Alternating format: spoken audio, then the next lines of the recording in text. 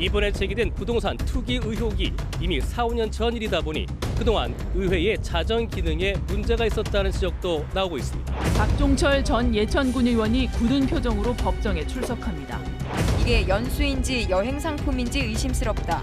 관광 비중이 너무 크다고 지적했지만 박종철 전 내 예천군 정치망이 의원이 작동하지 않는다는 지적에 대해 서울 은평구에서는 주민들이 서명을 내서 구의회 해외 출장 폐지를 요구하기도 했습니다.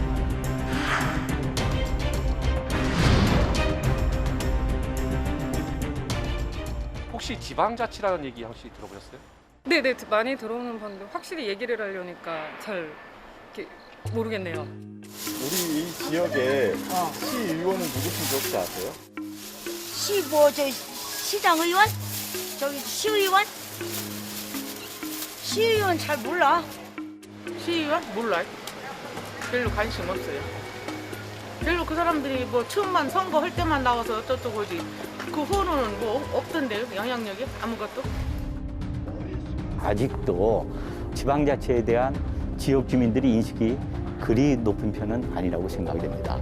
지방자치가 가장 중요하고 핵심적으로 추구하는 가치가 참여인데 이 참여에 대해서 아직까지 의식 수준이 높지가 않거든요.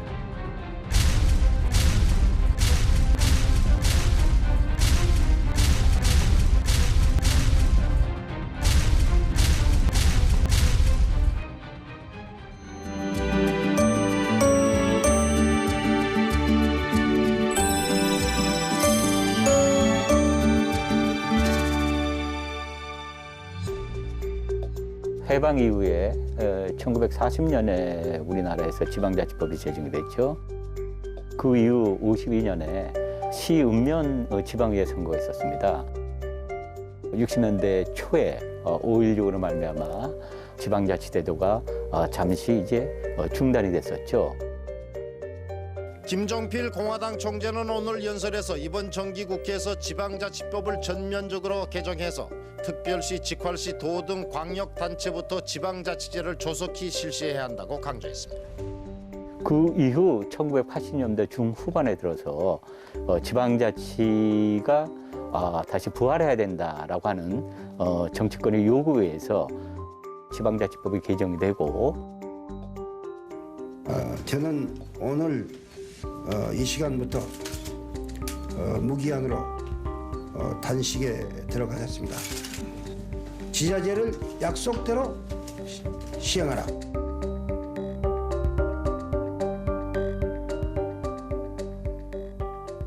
(90년) 초, 91년으로 기억합니다. 지방의회 의원 선거가 있었고 95년도에 단체장 선거가 있었죠. 우리 국민 모두가 자기 이 고장에 참 일꾼을 뽑는다고 하는 이러한 생각을 분명히 가지고 말이에요. 이름으로써 명실공히 우리나라 지방자치제가 1995년 지방의회 통합선거를 거쳐서 지방자치제가 부활되고 지금까지 내려오고 있다라고 이렇게 볼 수 있습니다.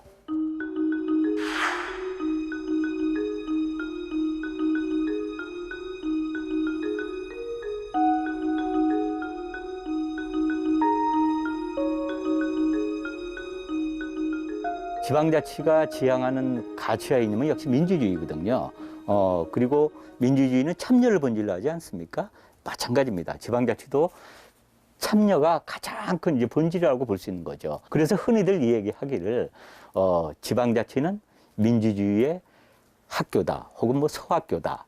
그리고 민주주의 가치를 실현할 수 있는 가장 바람직한 수단 중에 하나다라고 이렇게들 이 얘기를 하고 있습니다. 우리 지역의 일을 지역 주민 스스로의 참여에 의해서 지역 주민의 어떤 자주재원에 의해서 만들어간다는 거죠.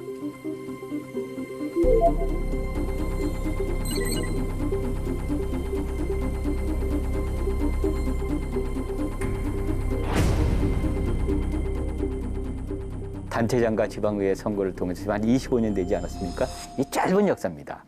하지만 우리가 흔히들 지방자치가 잘 돼 있는 나라들 하면은 미국이나 유럽 나라들을 우리가 꼽을 수가 있는데 굉장히 역사가 길거든요.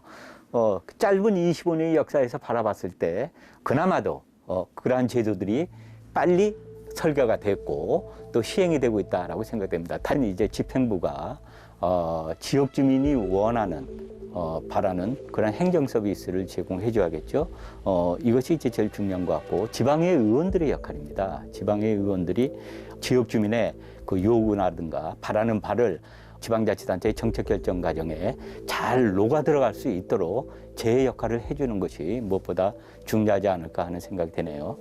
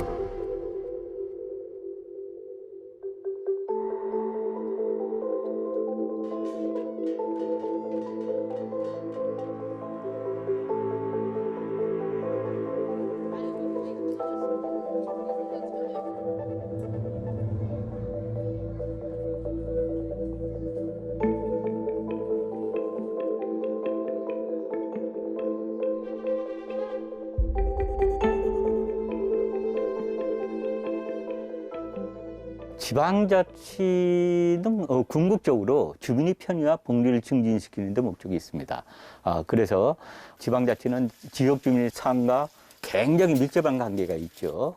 지방자치가 궁극적으로 추구하는 주민의 복리 증진을 위해서 여러 가지 다양한 이제 서비스를 제공해 줌으로써 지역 주민이 바라는 바람직한 방향으로의 발전도 이룰 수 있고 지역 주민의 삶의 질도 제고해 줄 수 있다라고 이렇게 볼 수 있겠죠.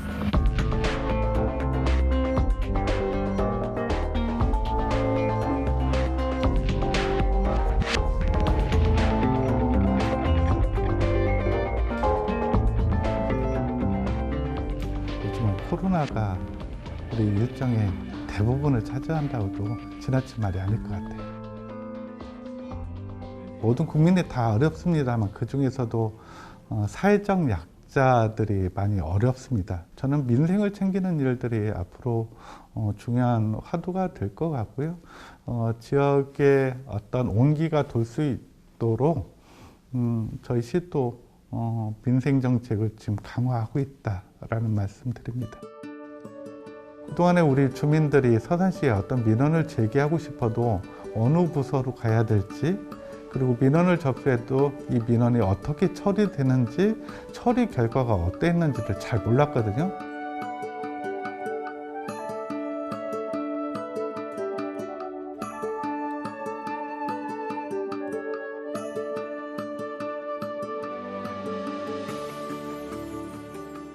이런 과정들이 쉽지는 않아요. 왜냐하면 우리 시민들도 우리 문제를 우리가 결정해봤던 경험들이 많지 않기 때문에 많이 낯설고 생소했던 것도 사실이에요. 우리한테 물어보지 말고 시장이 결정하면 될 일이 아니야 라는 이야기들도 있었습니다. 그런데 그렇게 해서는 문제를 해결하지 못했기 때문에 인식의 전환, 방향의 전환들이 있었던 거거든요.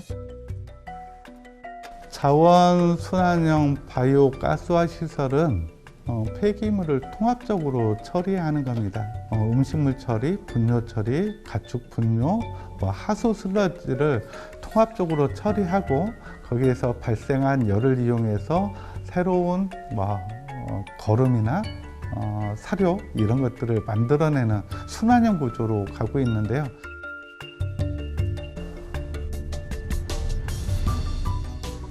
꼭 필요한 시설인데 이게 썩 좋은 시설만은 아니다 보니까 지역 주민들의 반대가 있었던 것도 사실입니다.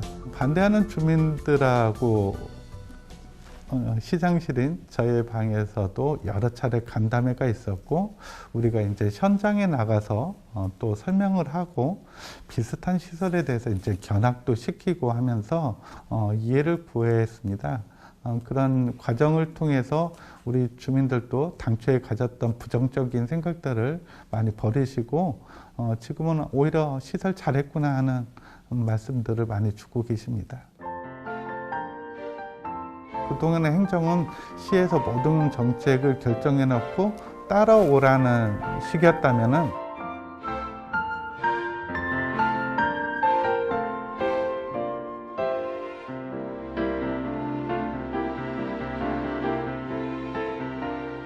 전에는 침묵하고 순응하는 국민에서 지금은 요구하는 국민이 되었다고 봐요.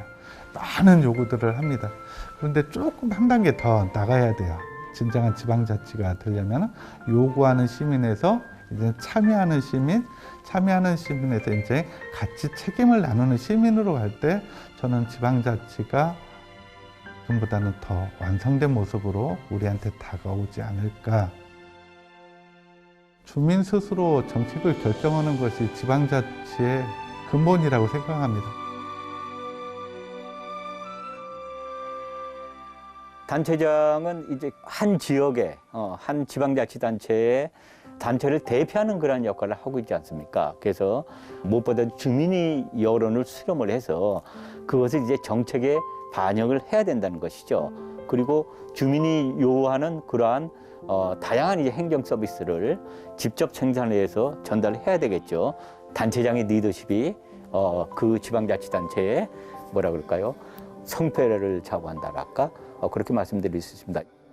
배에 있어서의 선장과 같은 역할을 한다라고 이렇게 볼 수 있지 않을까요? 우선 시민이 참여를 하기 위해서는 우선 이 초등서부터 해서 많이 이제 이 교육상 또 홍보를 하고 배워야 되지 않을까 그 생각합니다. 그래야 참여 의식도 높아지고 참여도 많이 할 것 같습니다. 이게 어려서부터 교육이 안 됐잖아요. 그러니까 이제 관심을 가지는 사람이 부족하고 이제 많이 관심을 갖고 참여를 해야 하는데 그렇게 해주면 좋겠는데 그게 부족해요. 교육도 많이 필요할 것 같고 또 자기 내일이 아니어도 좀 관심을 좀 가졌으면 좋겠습니다. 저희 마을 같은 경우에를 보면은 내일이 아니면은 거의 참여를 안 하려고 그러시는데 내일 아니어도 좀 관심을 좀 가져서 참여해 주시면 우리 시정이나 우리 생활에 좀 많이 보탬이 되지 않을까 저는 이렇게 생각하고 있습니다. 관심이라고 저는 생각하고 있습니다.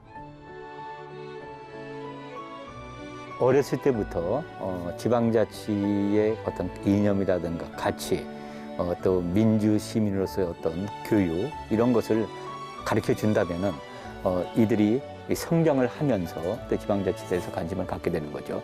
지방자치는 곧 마을의 일이거든요. 그러니까 그런 마을의 일에 더욱더 관심을 갖게 되면은 결국은 지방자치 제도가 발전할 수 있지 않을까라고 생각합니다.